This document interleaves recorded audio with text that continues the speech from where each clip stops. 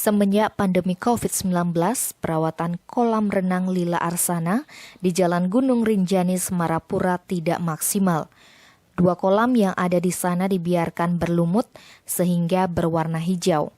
Dinas Kebudayaan, Kepemudaan, dan Olahraga Kabupaten Klungkung yang bertanggung jawab merawat kolam renang sengaja membiarkan kondisi seperti itu karena keterbatasan anggaran.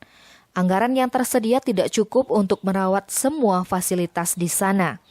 Kepala Dinas Kebudayaan, Kepemudaan, dan Olahraga Kabupaten Klungkung, Ide Bagus Jumpung Gede Oka Wedana mengungkapkan, perawatan kolam renang butuh anggaran sekitar 30 juta rupiah per tahun.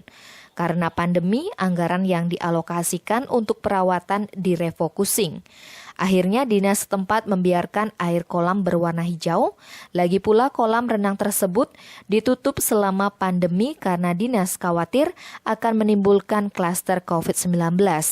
Meskipun perawatan kolam tidak maksimal, lanjut Ide Bagus Jumpung, kolam yang airnya tidak pernah diganti dan berlumut itu tidak berbahaya bagi kesehatan. Misalnya menjadi sarang jentik nyamuk.